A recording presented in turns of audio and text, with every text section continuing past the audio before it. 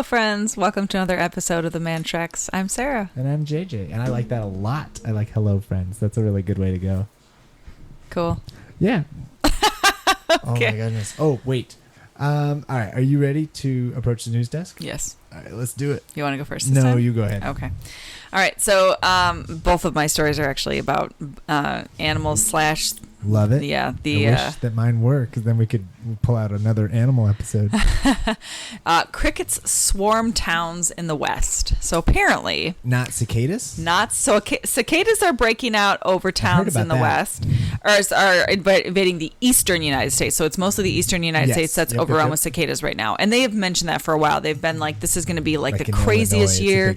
Yeah, lots of parts. I haven't heard about it much in Michigan, but it's like there was someone I follow that lives in Missouri, and they were like, the decibel level of the cicadas right now is like an 83 or something, which is pretty significant for that. So it's crazy. But no, this is crickets. So some roads in Idaho have been so covered with crickets that maintenance crews had to bring in tractors to clear them off. They have what looks like a snowplow type device on the tractor, and it's just scraping them all off the side. This entire road. Wow. So this is crickets. Holy smokes. And it's getting so bad. I listened to it with sound, and it was like, don't listen if you're queasy. It just sounds like tons of things popping, like pop, snaps up. It's disgusting, but it's not that bad.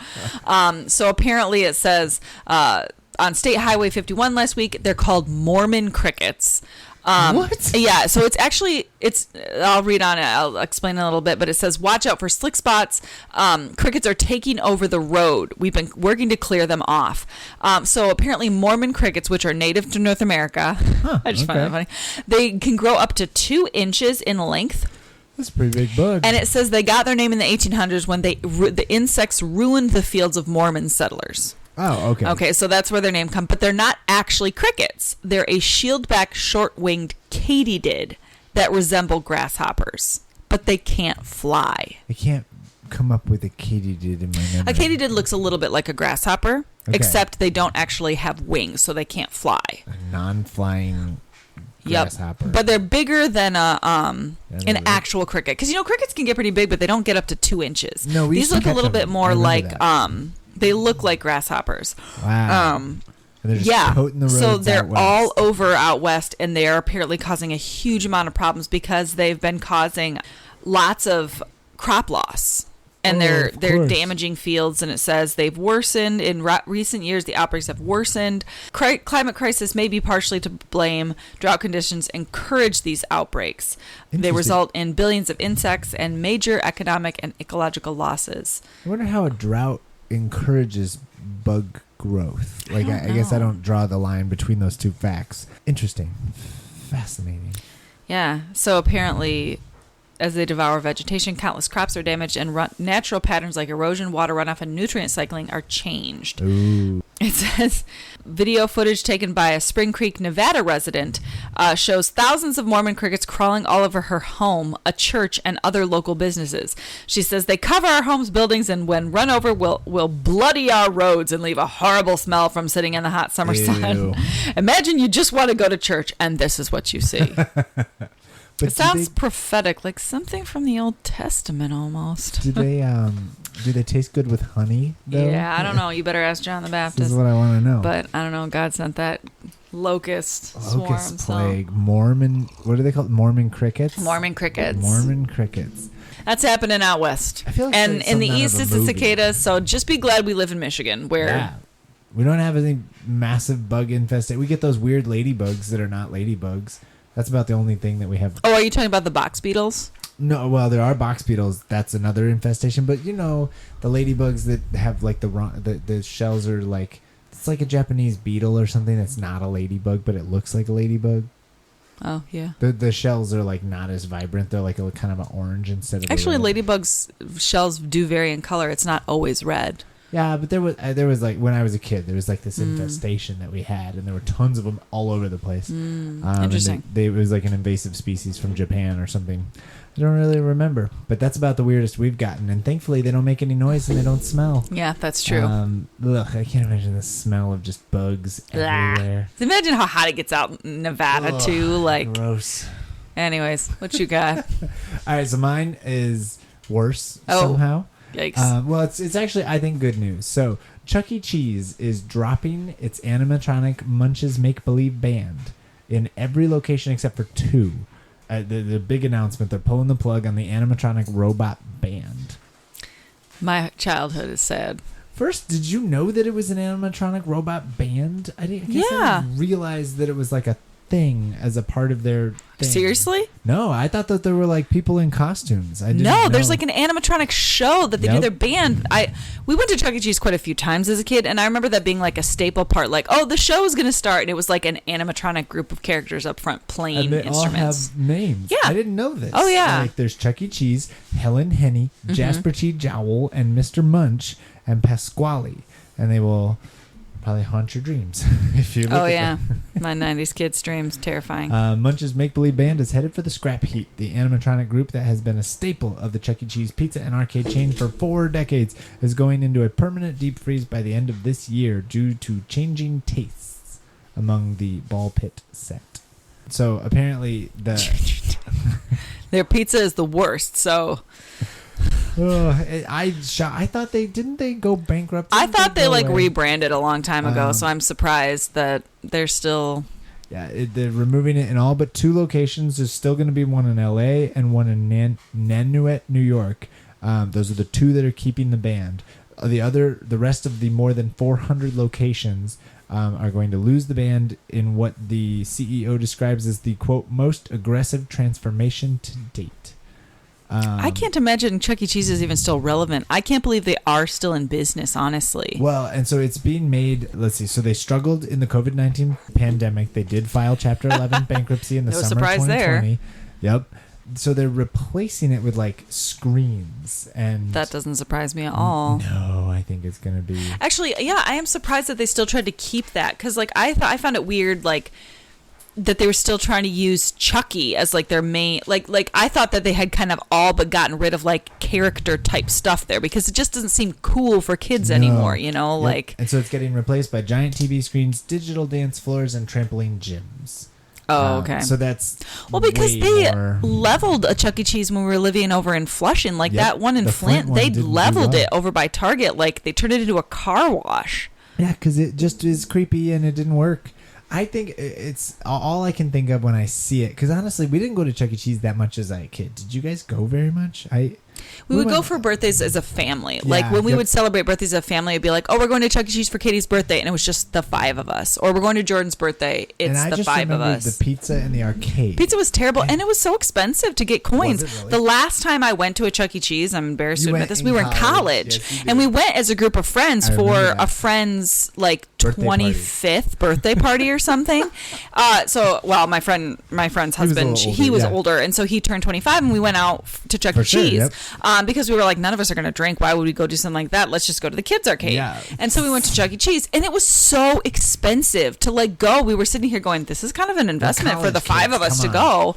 So yeah, it was expensive. And at that point, I remember thinking, wow, this place looks different than it did when I was a kid. Obviously, it's been 20 years, but like it just, I'm surprised that some of those things they were still holding on to. I guess I'm shocked. Well, I'm shocked they're still in business though. So it makes total sense that they're changing the model, and I think actually this will be far more successful doing that. I like literally in my mind, all I ever associate it with is a Goofy movie where they go to that possum place. To me, it's the same thing. It's like, it's a super outdated like animatronic thing, and it's like, we left that behind. Like it was considered old school in the 90s, and so there was something almost nostalgic about like a coin arcade. Like it just was a thing that seemed to be reminiscent of the past, and now it's even more dated. Like that was 30 years ago. Probably a good choice on their PR. I do. I think it's a good choice anyways. Trampoline parks and dance floors are way more fun than animatronic shows. Yeah. Even good animatronic shows. This is better. So I welcome this news. Strange. It doesn't pull on my nostalgia bones very much. Like, I just kind of... Yeah, I always felt that part of Chuck E. Cheese was kind of weird. It's not like I was like, I love Chuck E. Cheese because the animatronic band. Like, if I want to watch an animatronic band, like, I'll just go to Disney World, and Disney World's better anyway than Chuck E. Cheese, which is like a poor man's Disney World. But whatever. Exactly. I was a poor man, so I don't know where I'm going with this. It was more local. Like, you could do it without driving to Florida, you know? It's true. But yeah, I definitely only liked Chuck E. Cheese because I could play arcade games, which we never got to do. I just like arcades. They're just fun. I love arcades too. They're super fun. You know, playing pinball and, you know, maybe you win some tickets. But yeah, man. All right, what do you got? All right, so Tokyo is struggling to deal with a crop-destroying raccoon invasion. No way. The culprit? An invasive species of North American raccoons. About time our stuff started spreading over there. So, they've been invading, like... I feel what's like his name from Guardians of the Galaxy has started invading Tokyo. So authorities in Tokyo are struggling to deal with problems caused by the wildly invasive species of raccoons. They reported... The number of raccoons living wild in Tokyo and its surrounding areas has skyrocketed in recent years, with 1,282 trapped in 2022, a sharp increase from 259 caught only 10 years ago in 2012. So they have over 1,200 trapped, but they're just living in the wild all over the place, and it's becoming a huge problem. That's so funny. I mean, I feel bad. You know, it's never fun to have an invasive species, but I feel like I'm always reading in America about how we have invasive species from everywhere. Oh yeah, fish, bugs, plants. It happens. You know, anytime there's commerce and trade between other countries. Yep. And this is apparently the reason they exist. It says the animals are believed to have established a breeding population in the wild after being brought as pets and escaping or being abandoned. So Raccoons are not pets. Yeah. But apparently Japanese people thought they were. Oh, man. They watched too many movies. Little, don't get me wrong. Yeah, but the rocket is not a tame rocket. But listen, it says raccoons became popular pets in Japan after an animated TV series called Rascal the Raccoon in the 70s. Oh, what? I know. Oh. So, that's so funny. Apparently raccoons have been blamed for severe crop damage in recent years. Local farm ministry. What are they eating? I don't know. It doesn't say. They just eat our garbage. It says they estimate the animals have caused a total of $2.8 million in crop damage in 2022. You know what, though? I bet that's not actually that much. It's a lot, 2.8 million, but I don't know. Harvest crops are like big business, so that sounds like a couple fields, you know? Raccoons are smart. Like, it says that local authorities have said the highly adaptive animals have proven difficult to deal with and have started destroying traps. Raccoons are smart. Well, they're smart. In the cities, it's always about, like, how do I close up my trash in a way that it will still get into the dumpster, like when the truck comes by, but the raccoons can't get into it. Like, that's a major problem. Yep. So. Fascinating. Japan's struggling with that right now. Invasive raccoons. I kind of love that. North American raccoons. Wow. You're welcome, Japan. And also, we're sorry. And also, welcome to the joys of dealing with those trash pandas. Truth. All right. So, my second story, 706 people named Kyle got together in Texas, and it was not enough. Dang it. For the world record. I don't even know anybody named Kyle. Really? I guess I know a bunch of Kyles. I work with a Kyle. Yeah, but I don't. I don't really know anybody immediately Invasion named of the Kyles. Yes. So I picked this story because it reminded me of the Josh fight, which we had talked about. That's where right. All the guys named Josh got together and they had like a big, what was it, like Nerf battle or? Yeah, pillow fight. No, it wasn't a pillow. Was it a pillow fight? I don't remember. I just remember you talking about the story like over a year ago. The Josh fight, I have it. It was intended as a joke. It drew a crowd of nearly 1,000. Lighthearted, there was no actual violence. They came dressed in superhero and Star Wars costumes. They played rock, paper, scissors, and then pool noodles. That's what they used. Oh, that's right. Pool noodles. Yep. They attacked each other with pool noodles. Noodle fight. But in Kyle, Texas, which is a town, how many people named Kyle can fit in one space? For one Texas city, not enough. So the city of Kyle, Texas tried to break the world record, and it says another attempt. So maybe they've done this before. Oh, just give it up, Kyle. You're never going to Kyle enough to get the Kyle. They were trying to get the world record for largest gathering of people with one name, but it fell short on Saturday The problem is the crown is currently held by a town in Bosnia. Named Kyle? Nope. Oh. They got 2,325 people together. So Bosnia, you want to guess at what the name is? The most popular, like they got everybody together in Bosnia in 2017. The most amount of people in the same place. Bob. Nope. Ivan. They got 2,325 people named Ivan together in the same city. And Bosnia is not that large of a country, so I would love to know. I'm just shocked. I just am like, it's like everybody and his brother and his brother-in-law is named Ivan. Yep. Ivan. Oh, not the man. first time, but so the Kyles have tried several times. Last year, the official What count. the heck? Texas? Is everything supposed to be bigger in Texas? Like, why are you struggling to get the numbers? Well, what's really embarrassing is they did better last year. When they tried it last year, they clocked in 1,490 in the fastest growing Texas city. It's 37 miles south of Austin. Wait, how many people did they get this year? 706. Oh my gosh, so that's significantly they basically less. lost over half, so not even close. Probably a lot of the Kyles that went were like, this is dumb. I wasted my money and time visiting there last year, and we didn't even get a world record that I was a part of. So they probably like, forget it. Yeah. If you go for it and fail, what are the odds you're going to do it the next year? Yeah, that's a waste. I do think it's a fun thing for a fast-growing town to try and drum up attention for your town, that's what I'm guessing is going on here. So that's crazy. It's a weird story because there's not much to it. Yeah, it's like, hey, we but failed. Sorry, Kyle, Texas, you kind of failed there. I can't believe the winner is Ivan. Embarrassing. That just feels wrong. I don't know any Ivans, but I don't know anybody named Ivan. Nope. I know a bunch of Kyles, like in my life. I don't think I've ever known someone named Kyle. Maybe I have. I've known lots of Kyles. I think it's actually such a common name really? that you kind of forget you know so many. You're Maybe. like, oh, no, I can't place anybody, but it's possible. Yeah. That's crazy. I'm so sorry, Kyle, Texas, that you have. Well, and I want to know, why does the Josh fight not qualify? The Josh fight was a bunch of Joshes. Yeah, that didn't win a world record for anything. Nope. The biggest pool noodle fight or anything like that. They had over 1,000 people there, but that still doesn't come close to over 2,325 people named Ivan. Problem is, I have a unique name. Just not enough JJs in the world. Yeah. There's a lot of Sarahs, though. That's true. I bet we could get, if we did a Sarah, is there a town called Sarah somewhere? Sarah somewhere? I don't know. So I'm sure there's a town named Sarah. Hang on, I'm looking it up.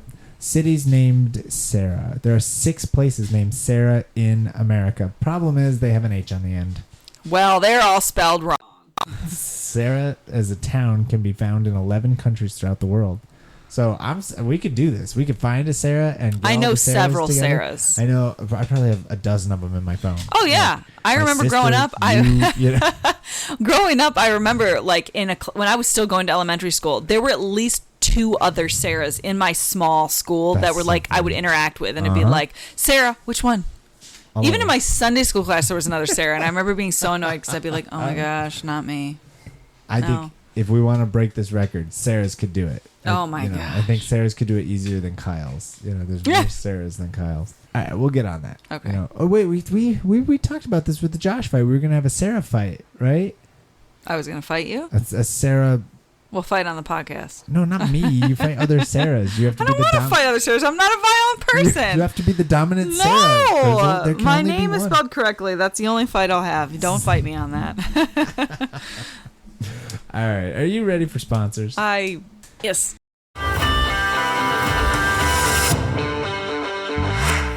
So this past weekend, we had a lot going on. One of the things that I did, though, was I went to a massive yard sale, neighborhood sale, I guess, with my sister and her 2 sisters-in-law. So it was a lot of fun. That's awesome.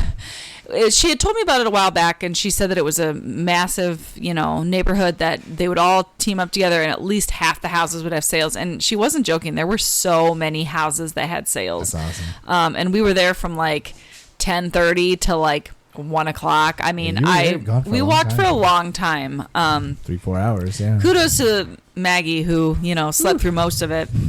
But it was really fun. We got a lot of good stuff, got a lot of clothes and, summertime stuff for the kids, and then just a lot of essentials and books and things. So it was awesome. I had a lot of fun. So it was definitely worth it. I love garage sale season, though. So that's awesome. It was so cool. So good. Yeah, so my sponsor is, it's more of an idea than a thing, but it's been a lot of fun. And so we recently started a thing, and I've been telling everybody about it because I'm just having a lot of fun with it, but it's called the Alphabet Date. And what it is you and I take turns each week. We're doing it on a weekly basis, which means that the date nights have to be cheaper than if we did like once a month, because once a month we could do a bigger date night and spend more money, but if we do it every week, we have a real, like, it's like a really small budget. But so the way the Alphabet Date works is, so you started it with the A's, and you came up with A-word activities and things for us to do. And so, like, we had affogatos, which was a coffee ice cream drink that you made, and we had chocolate almonds and watched an Agatha Christie movie, and it was like, this is a perfect little A date. And then I did the B's, and we did... That was a lot of fun. A ton of fun stuff. There was... What did I have? It was like... Ballroom dancing. And brie and bruschetta and blueberry stuff and bacon wrapped shrimp. Yes. Yeah, that's what... Yeah, that was really good. It was just like... And it was just such a fun thing. And so this week we're on C, and next week we'll be on D. And it's just... I think it's the cutest idea for a date night thing. And we've done lots of different things over the time. I think when we first started out, it was mostly focused on like food, because you and I could like go to restaurants and stuff. Now that we're feeding so many other faces, feeding so many other faces, they have names, JJ. Yeah, I know, I mix them up. But now we've gotten more creative with our date nights. During the pandemic, we switched and we did things, but we did those date night boxes, which were really fun. I love those. I hadn't thought I would like them so much, but I really do. So it's fun to have at home dates, because you put the kids to bed, and then you get a chance to do a game or do an activity, or it's a lot of fun. That's what I like about it. So it's fun to receive when you did the A's. It was fun to just say, oh, I wonder what she's gonna do. Yeah. But also it was super fun when I got to do it. And I was like, oh, I'm just gonna come up with a whole bunch of stuff, and then you have to pick what's realistic. And who's been having a lot of fun with it is the kids. They've been they're helping us. Hey, I can think of things that begin with A. I can think of things that begin with C. It's really cute because they're like, So anyways, it's a very fun thing. We're just getting started, I mean, we might get tired of it as the letters go on. We'll see. I think some of the weeks are gonna be really tricky, but I'm just having a lot of fun with it. And so I'm gonna say the Alphabet Date Night idea is sponsored my life today. Nice. All right, you ready for our hot topic? Sure. All right, so this we didn't really prep too much on this, but I think it's an important thing to talk about. I was listening, and I'm just gonna name it and where it came from. I was listening to a podcast. I don't listen to it that much, but it's called the Good Faith Podcast with Curtis Chang and friends. It's a podcast that was actually started by a guy named David French, and then he handed it off to Curtis, and then David French went on to do other podcast that I had heard about. Okay. So it was sort of like me going backwards. Like I had heard of David French, and then he kind of mentioned, I used to do this podcast. So this was actually a returning episode where David French was back with Curtis, and they were talking. And so the most recent episode that they released about a week ago or a week and a half ago was about youth sports. Okay. And they were just kind of diving into youth sports, and they were talking about the hidden costs of youth sports. And this has been on my heart a lot recently, because it's a thing that we have had friends, like I would say probably about half our friend group is wrapped up in the youth sports world, and it's such a massive world. And so you have to be really careful, because it can become a really time consuming thing. That was something that we had talked about, like growing up. We both came from families that were not super affluent, but also had to be really careful about how we spent our time, because our parents were really like, your parents were really, really busy, and we have a lot of commitments, so we have to be focused on, you can choose one thing to do. Yeah. My family was much more like, we had a lot more free time, but it was more of a cost thing. Like, we can't afford to do this, so you can choose one thing to do, and it, depending on how it ends up working out or how you end up doing with it, maybe you can stick with it. But if it gets to be too big of an expense, we might have to cut it. And like growing up, I wanted to do ballet when I was little. It just didn't really fit into the budget. It was a little expensive, just a lot of costs up front. So my parents waited till I was older, and then I did soccer, and I did that for a while because it was either free or super inexpensive, and it was more accessible to us. But it was very different back then compared to now, where I see people who are just so overwhelmingly attached to their kids' sports events that they don't have time to do family stuff. And I remember when we first had Liam, I remember talking with some people about it, and they were like, oh, just wait till sports start. You know, you'll never have a free weekend again. And I remember thinking, but that's a choice you make. Like, you've chosen, we're going to be a sports family. It didn't just fall onto you. Like, you said to your kid, hey, do you want to do sports? Or you decided, I'm going to sign my kid up for those sports. And then you've decided that's what you're going to do. And so I understand not wanting your kids to, you know, not have opportunities. Like, you want your kids to have opportunities. You want them to be involved. But at the same time, you know, I think it also, you are the parent. You get to make those decisions as well and say, hey, we're going to be a family that doesn't overcommit because we want to have margins. We want to be able to say, you know, we're not going to skip church, or we're not going to skip doing family events and functions because we want to be intentional about our time, and we got to be careful what we say yes to. So you don't become a victim of it until you've first stepped your foot into that water and agreed this is what we're going to do. So I remember thinking, I really want to be careful with this. So when we started talking about what should we get Liam involved in, what should we do, and it was like, let's try soccer, but we're just going to try it. It's not he's going to be a soccer kid, you know, and he's going to play, start, be competitive, and we're going to go all the way through. It's like, we'll see how they do. Right. And then, you know, what happens from there. Yeah, so. Two of the biggest things that I pulled from the episode with David French and Curtis Chang. Okay. Not David Chang. What the first one thing that they were talking about is just that sports has evolved significantly. You know, if you go back to, like, even when we were kids or when the generation before us was kids, there was a lot of diversity in what the kids would do.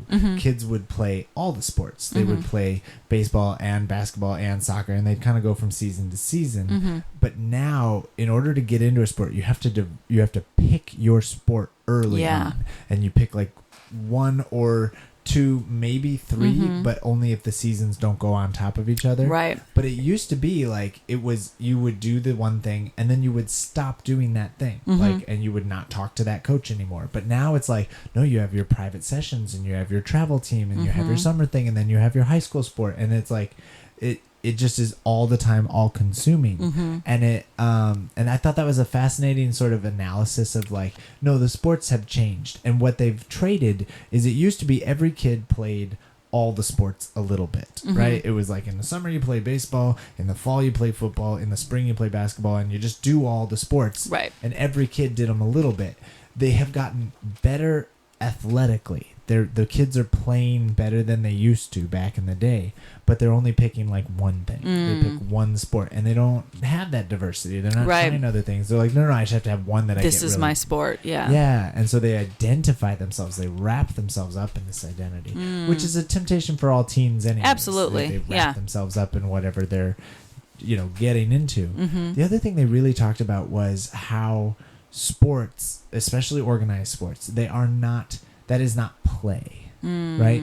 There's an enormous amount of pressure that is being put on these kids by the parents, by the coaches, by everyone, because we want them to come, we want them to be invested, so we're going to tell them, this is where you get your scholarship, or this is where you get your opportunity. You round out your college application with this. Maybe you don't get money, but you will get into a school if you have lacrosse on your thing, or golf, or tennis, or, you know, basketball, swimming, whatever it is. And it's like, so it's not play for them, and you think it's play because they call it a game. But the level of pressure, and I thought that was a really good insight. That is really interesting, because I mean, the benefits of sports that I can see from my point of view, as someone who was not an ultra competitive sports player, feel like a little bit. And so I'm looking at it from an outside point of view, but like, it's very beneficial in learning how to work cooperatively on a team, to listen to and respect not just a coach, another authority figure, but also peers, to work with other teammates, and, you know, you learn together, grow together, respond to things. You learn some really important life skills and key skills as far as character building on a sports team. But I can understand how it would be warped, and you would have a different outcome based on today's view of sports for, you know, kids, athletes, student athletes, whatever. Well, and I think about it like, I think about we have talked about this a lot because our kids are little, right? We haven't gotten to the old enough for it to matter stage. But with our kids, we talk a lot about helicopter parenting versus I'm not going to tell them what to do. I'm going to leave them to do free play and hope that they use the tools that we've given them. Yeah, they need to create with their own imaginations. So when they come to us and say, "I'm bored, do something for me," we push back on that. We say, "No. You go by yourself and figure this out. Like, you got to go and learn how to be alone with yourself and have fun." And then the alternative is sort of the helicopter parent. I will always have a structured activity for you, and and that fits kids into a box a little bit, where it's like you will always fit into this thing, and that stifles creativity and imagination, and it's really not great for a kid. You do the same thing with sports when you have them in a rigorous league all the time versus giving the league that is a small thing, a fun thing, and then letting them do pickup games in their free time. Like it's like, oh, I play basketball with my school or whatever, but that's just a few weeks, and then I do pickup games with my friends on the other days. But now the leagues are everything. So the coaches and the parents are structured play, which isn't really play, all the time. And it's like, actually, let the kids go play outside and do a pickup game of like touch football in the backyard with no adults. It's like you have to put them out there where they learn. Because for me, I keep harping on this ever since I read that book from, what's the guy's name? Jonathan Haidt, The Coddling of the American Mind. And it was all about... It was about college students and freedom of speech and the challenges and the rise of like mental health issues. But it all stemmed back to kind of a helicopter parent thing of when a kid is always in a structured environment, they don't learn to problem solve on their own. They learn to appeal to authority. And so you have people who don't like hash things out and deal with their problems. They just run to the ref, authority figure. And you see that played out in youth sports a lot. These kids don't know how to deal with their problems. They don't know how to engage with someone. They just run to the ref. And then when they're adults, they don't talk to their neighbor when the neighbor does something they don't like. They just call the cops for something that's like, you could have just come over. Just basic communication. Yeah. And it just has so many levels and facets, and I thought it was fascinating. It was very interesting. Well, and I did a little research, and so I was talking about, there was an article from CNBC that popped up, and it says, because we hadn't talked about this level of it, nearly 60% of families say that youth sports are a quote-unquote financial strain. Yeah. They're not only like stress-inducing and helicopter parenting and all this kind of stuff, but they're also just crazy expensive. Yeah. A vast majority of children play at least one sport as they are growing up. As of 2020, 76.1% of kids are in some kind of organized sport in their childhood. 73% of kids ages 13 through 17 play a team or individual sport, according to this That's survey. insane. So it's massive, but youth sports are not free. In fact, 59% of families experience financial strain from their child's sports, according to a recent survey. I remember when we talked about when we were living in Flushing, and we would go to the dentist. There was one hygienist that would work with us, and she would always talk about how crazy her life was because she had 3 boys, and they were all in sports. And she goes, well, they play football, and then my one plays hockey and baseball, and it's just so expensive because my husband and I, we were in 2 different states for 2 different team sports for travel. And I'm like... So I had to take my youngest son, and then my husband had to take my oldest son, and it's just really hard because we spent a lot of money this weekend, and we didn't even get to see each other. And I'm like, my gosh, what has happened? Like, I just can't imagine, because that to me is like, I'm sorry, that's a deal breaker. Like, but I think now that there is so much pressure and stress on raising your kids succeed. Well, and it's like, if you don't put your kid in a sport like they want to, you're going to fail them. They will struggle. They will not be well-rounded adults, and they will, you know what I mean? There's this like, good parenting means you'll put your kid in sports. So sorry. I just think they moved the goalposts. It's like the goalpost is now get your kid in sports because that's what good parents do. And actually, so the end of this CNBC article, it's kind of a bummer because it's all about the money, right?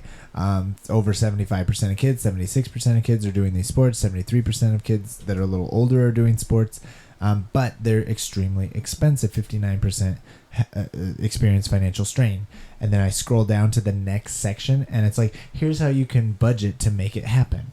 No. And it's like, oh no, guys. Like they're talking about how where was it? 48% of families with kids participating in sports say they will find a way to make it work. 11% actually plan to take on debt to get their kids. You know into what sports. you can never get back is your kid's childhood and the time you could have spent instead of figuring out how to save more money to get your kids involved in sports. And I think that's such a key thing. And I just think I want to be clear that I'm not attacking any parent who is if that's the choice you've made, that's the choice you've made, and you're just trying to like. I think they think this is what's best for a kid, and I just think that the best thing for a kid is not.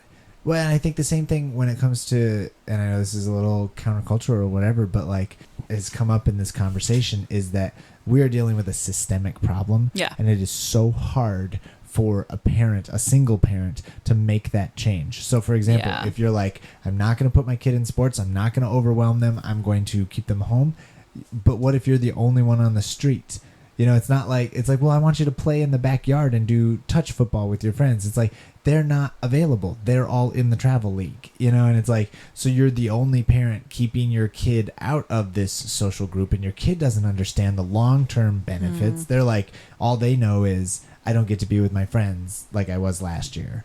So get hooked up in your local church and you'll find a wide variety of people, because I'm shocked even to find the amount of people in even our small church, the amount of people that have similar viewpoints on certain things. And like, I mean, we also live in a different area now, but like across the board, even in talking with people at different churches we've been at, like talking about how you don't want to over-involve your kids and stuff. And it's like, you can find people that echo your values. You just have to search for them. I mean, of course, if I looked down my street, there'd be a plethora of people that'd be like, you homeschool? That's weird. You don't involve your kids? That's weird.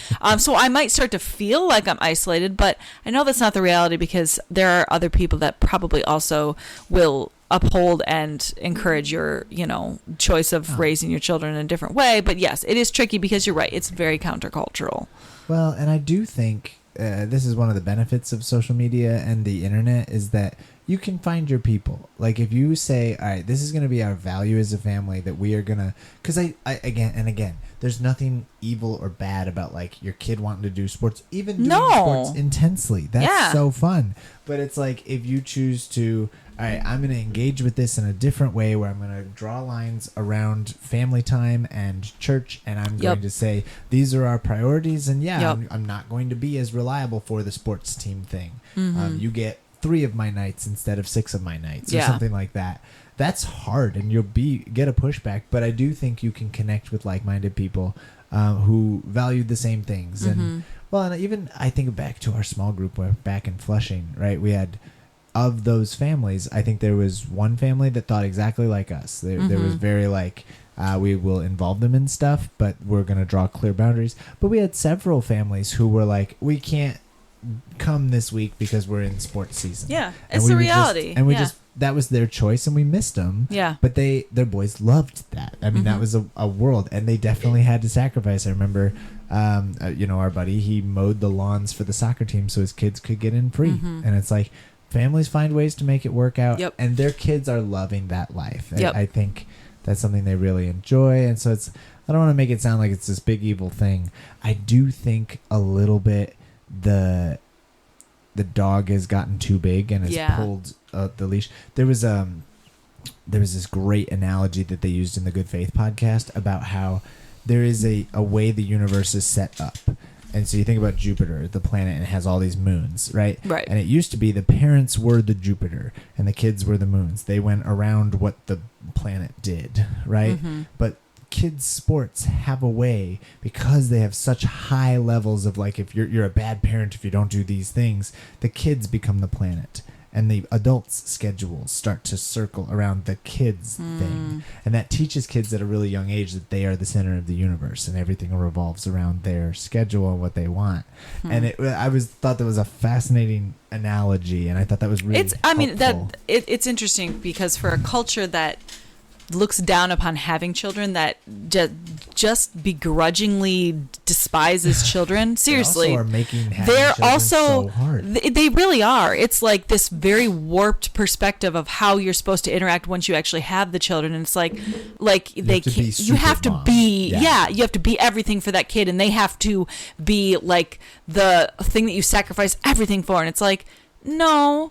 How about we live in a community of people who recognize that you sacrifice things for each other? Yes, maybe I as a parent do sacrifice things for my kid, but my kid does not rule my life. They're still my kid, and I'm still going to help raise them to show them that while they are important, their desires and will is not the be all of my universe, you know? So it's interesting. It's like, there's this great conversation. And so people are saying that, like, people are having less kids than they used to. Like, it's people not are having fewer children children than they used to. You used to have 5 kids, now they have 2. Sure. But they're still spending as much, even more time with their kids than they used to, and they're spending just as much money. So it's not even like a selfishness thing. Like, I know that used to be a narrative where it's like, well, parents are just more selfish than they used to. That's not actually true. They're just raising their kids in a different way. And I think what we're seeing, at least I know we're seeing it in our family, is that we're actually pushing back on that.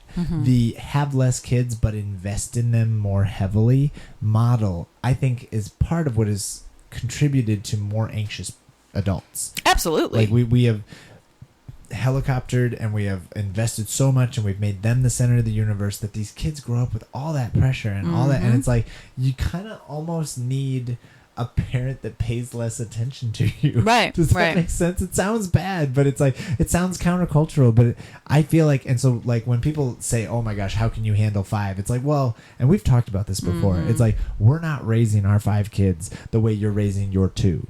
You are actually, and I don't want to say you're a better parent, you are more involved in that kid's life than I am in my 5.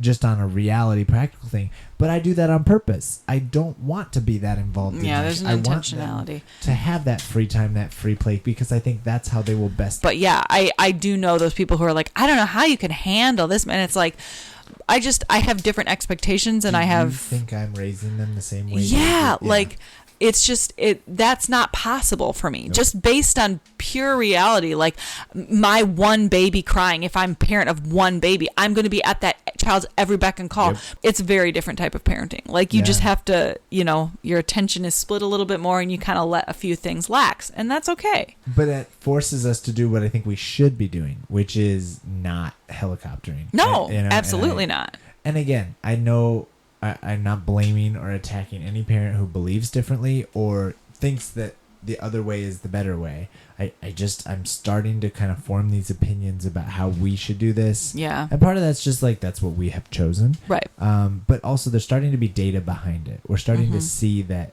structuring a kid's every waking moment doesn't form them into the kind of independent and self-sustaining adults that our society needs right now. Yeah. And so I thought it was a fascinating conversation. I appreciate, and I'll give another shout out to the Good Faith podcast. The episode is called The Hidden Costs of Youth Sports with David French, and Curtis Chang is normally. And again, I don't listen to this podcast a ton, but when I do, I always appreciate it. It's very insightful and smart. And I just happened to grab it this past week, and I was like, oh, that's a good topic. I want to bring that up with you.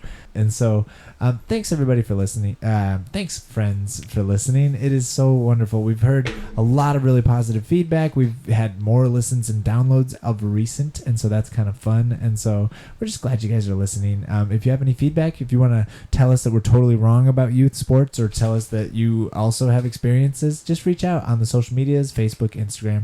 There is a Twitter account, but I have not touched it in a long time, so that don't go on. That is the bad place. That's the darkness where the light doesn't touch. But thank you for listening. Thank you to whoever makes our theme song. It's a banger. We love it. And I think that's it. You ready to send us out with the mom joke of the week? Yep. What do you got? How fast is milk? I have no idea. It's pasteurized before you know it. Oh, nice. Nice. All right. Bye. Bye.